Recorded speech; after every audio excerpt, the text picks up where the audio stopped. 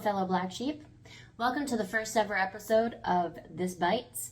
I'm Jana, and in this series I'm going to be taking study articles of the Watchtower and seeing how it implements the bite model. If you're unfamiliar with the bite model, it's the go-to method used to identify extreme control groups and cults. It was developed by Dr. Stephen Hassan. It's used to describe the specific methods that cults and extreme control groups use to recruit and maintain control of people. The word BITE is an acronym. B stands for behavior control, I for information control, T for thought control, and E for emotion control. And if you want to look further into it, I will always have a link in my channel bio. Now this week is very special. My birthday is September 10th, so that's coming up. That's something to celebrate. It also marks the 2-year anniversary of the announcement of my dissociation. So what better way to celebrate than to hopefully help someone else find freedom? The Watchtower this week is the study article for September 5th. For anyone who isn't familiar with Jehovah's Witnesses or the Watchtower organization, they release 2 versions of the Watchtower. So they have the public version, which is used in the door-to-door ministry, and then the study article. So before we even get into the article, this is actually part of the bite model.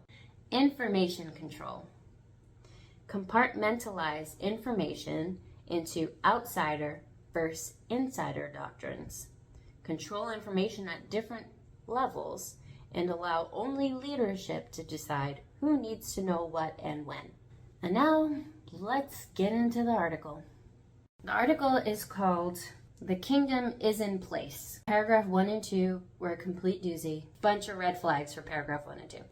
Paragraph 1, it says, "When you look at world conditions, do you find it difficult to maintain a positive outlook?" This is emotional control. It is instilling fear, such as fear of the outside world. Family ties are fraying. Whose fault is that, Watchtower?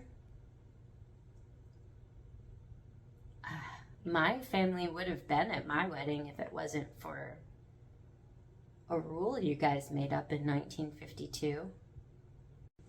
This in particular is behavior control.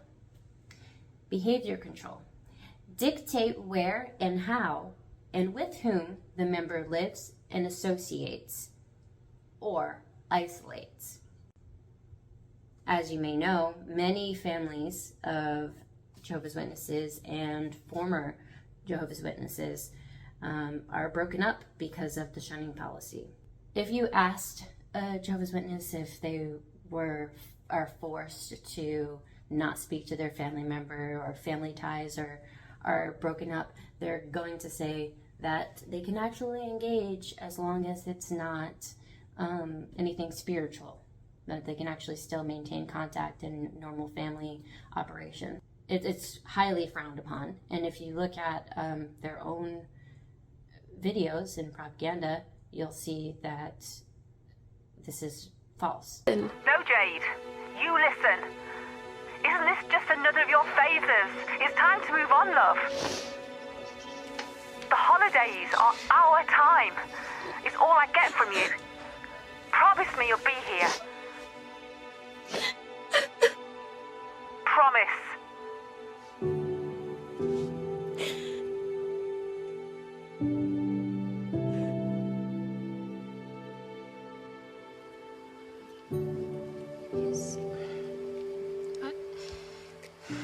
I really don't want to disappoint her, but I can't disappoint Jehovah. Of course. You love them both. Don't you think he can help you? Talk to him.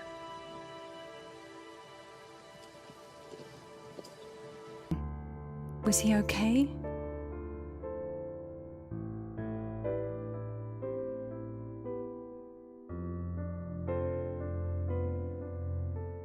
Then, as hard as the past few weeks had been, it just got harder. I knew what the Bible said about quit mixing in company with anyone who is not living according to Christian standards, but I never thought that scripture would one day apply to me. 3, 4, and 5. It says, the 7 times represents a period of 2,520 years. That time period began in 607 BCE, when the Babylonians removed the last king from Jehovah's throne in Jerusalem. It ended in 1914 CE. I don't intend on this channel to debunk doctrines like this. If you do a simple Google search on when Jerusalem fell to the Babylonians, it's not going to say 607 BCE. 587 BCE is a date that biblical scholars and historians all back up as the actual date. 607 BCE is a date that Jehovah's Witness leadership needs to be true in order for the doctrine they've been teaching for years and years to be true. A simple Google search into 607 BCE will completely debunk this. But a Jehovah's Witness is not encouraged to use Google to look up anything about their religion. This is because they're being told that Satan, the ruler of the world, controls the information. And so anything that they find on the internet or in books that aren't published by the organization about Jehovah's Witnesses is there to deceive them, to pull them away from God and his organization. So if they were to Google this belief, 1, they're expressing doubt, and 2, they're potentially putting their lives at risk by exposing themselves to the devil's traps. So Jehovah's Witnesses can use Google to look up a restaurant, and they can trust their reviews on that. Or if they're in school, they can do the research on, say, United States history, and they can trust all of that stuff. But if they were to look up this history, that would be bad. And they shouldn't trust it, according to them, because the devil. Everything else, sure, fine. But not this one, because we need you to believe 607 BCE. If you would like to look further into this, there are plenty of people who have done the research and have done great videos on it. I'm going to link 2 below. Just discussed is information control. To minimize and discourage access to non-cult sources and information, including internet, TV, radio, books, articles, newspaper, magazines, other media, any critical information. Thought control. Rejection of rational analysis, critical thinking, and constructive criticism. Just reject it. Reject any rational analysis. The artifacts, they're faked. Somebody faked them. The devil faked some artifacts. Somebody dug up some rocks and carved into it to trick you. And thought control. Labeling alternative belief systems as illegitimate, evil, or not useful. The footnote in paragraph 4 directs the reader to a book published by the Watchtower Tract Society and a video also created by the Watchtower Tract Society. So this is an example of information control. Extensive use of cult-generated information and propaganda, including newsletters, magazines, journals, audio tape, videotapes, YouTube, movies, and other media. Misquoting statements or using them out of context from non-cult sources. Saying it's true because you wrote the evidence that says that it's true is like using the word to define itself. Now, paragraph 6 and 7, I didn't really know any use of the byte model in particular in these 2 paragraphs, but there were a couple of interesting or funny things I wanted to bring out. So one of the first things it says is that Jesus' first mission as king was to wage war. I thought that was kind of funny because they refer to Jesus as the Prince of Peace all the time. So the Prince of Peace, as soon as he gets his crown, he's like, war! The other thing I thought was interesting was it talks about the battle between the war between Jesus and Satan and his demons, and that when Jesus won, he banished Satan and his demons to the earth, and there, enraged, Satan began to vent his anger on humankind. Now, here I am thinking, okay, there are 8 planets in our solar system. I stand for Pluto, though. 8. That's 8, okay? In this galaxy, this Milky Way galaxy, okay? There are so many other galaxies in the universe. And he had to banish Satan and his demons to the one place that will cause, like, the most damage. He couldn't have picked somewhere else. Moving on. Paragraph 8 says, so rather than become upset when we see people act selfishly and hatefully, we remember that their actions are fulfilling Bible prophecy.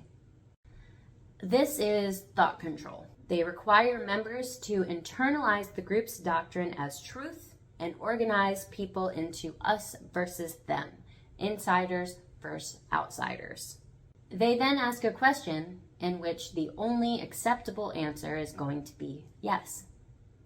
The question is, are you not thankful to our loving Heavenly Father for helping us to make sense of our turbulent times?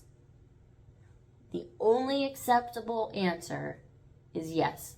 If you raised your hand in the Kingdom Hall, and that was the question, and you said no, you're going to be in trouble. Behavior control. Discourage individualism, encourage groupthink. Everybody's answer must be yes, groupthink. 9 through 12. Now, 9 through 12, all of these are just like doubling down on the 1914 prophecy.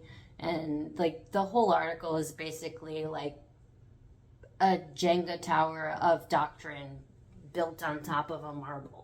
Paragraph 10 did strike me as odd because it has a tone that lends itself to a very specific political belief system. And that's interesting because Jehovah's Witnesses are meant to be neutral. It says, the common people's influence in elections, civil rights, campaigns, mass protests, and labor unions weakens the ability of this world power to implement its policies. Now here's just a couple things. One, as a Jehovah's Witness, you believe that all the world powers are being controlled by Satan. So technically, I guess you wouldn't want the world power to be able to implement any of its policies. So why does it sound like in this paragraph the people are the ones that are getting in the way of some actual success? Because the government should be failing because it's run by Satan and his people. So are the common people doing God's work by usurping Satan's government? Anyway, I thought too much about it. So, moving along. Paragraph 11, just a casual reference to Armageddon. Paragraph 12, this gives us comfort and hope. This is how you feel. I'm telling you that this gives you comfort and hope. You feel comforted and hopeful. This is, you guessed it, emotional control. Manipulate and narrow the range of feelings. Some emotions and or needs are deemed as evil, wrong, or selfish. Emotional control. Teach emotion-stopping techniques to block feelings of hopelessness. Remember, you're comforted and hopeful. Anger or doubt. If it doesn't make you comfortable and hopeful, something's wrong with you. Which is also, surprise, emotional control. Make the person feel that problems are always their fault, never the leader's or the group's fault. So if you're not feeling this way, like everybody else should be feeling, comforted and hopeful, then something's wrong with you. Paragraph 13 is just more Daniel prophecy into 1914. Again, information control, deception, deliberately withholding information, distort information to make it more acceptable, and systematically lie to the cult member. They're just, like I said, doubling down on that, sticking to the misinformation, and backing up their own lies with their own lies. Paragraphs 14 and 15, we see Babylon the Great symbolizes the empire of false religion. This is thought control. Labeling alternative belief systems as illegitimate, evil, and not useful. So basically, every religion and every belief system that is not Jehovah's Witness is part of the world empire of false religion, which is Babylon the Great, which will be destroyed at Armageddon by Jehovah. So basically everything else is illegitimate, evil, and not useful. It says, today, a considerable number of people have abandoned false religion, including this one. Paragraph 16 says, the long-standing enemy of God... No, not that one. I don't think that one could stand. Anyway, the long-standing enemy of Jehovah God will be gone forever, and our deliverance from this wicked system of things will be at hand. So they're talking about Babylon the Great again.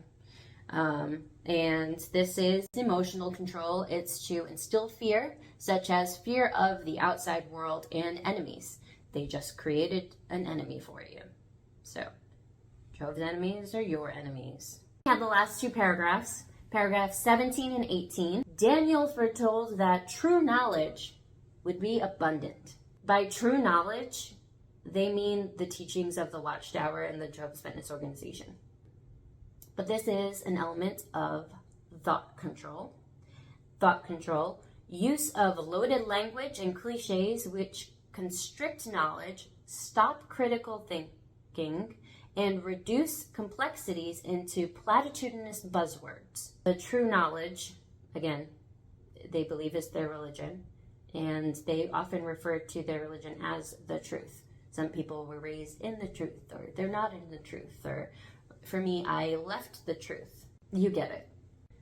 So because it's the end of the article, they want to leave you with something to hold on to. So they're going to ramp up the emotion because it's proven that emotion is more vividly remembered than facts. The paragraph says, so we continue to fortify your faith by diligently studying the scriptures and by helping others to develop an approved relationship with Jehovah.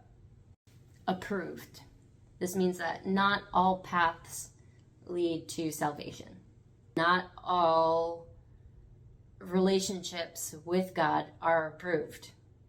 This is emotional control. Promote feelings of unworthiness, such as you are not living up to your potential. So, Jehovah's Witness sitting in the audience will be left to question themselves. Am I diligently studying? Am I fortifying my faith? Am I helping others to be in an approved relationship with Jehovah? If I'm not doing all of those things, my salvation is at risk. So let's tally it up. We have 2 for behavior control, 4 for information control, 7 for thought control, and 8 for emotional control. So this study article of the Watchtower gets a total score of 2,478, a number just as useless as 607 BCE. Feel free to derive any meaning from it that you'd like. This brings us to the end of the very first episode of This Bites. If you enjoyed our time here, please feel free to like this video, subscribe. In my bio, you'll see links to all of my social media and my Patreon.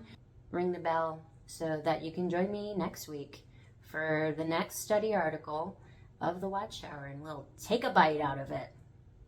Yeah, I can be corny. I can be corny sometimes. Thank you for joining me, and continue to think freely, black sheep. Bye. Comment and let me know what you think 2478 means. Could be a prophecy.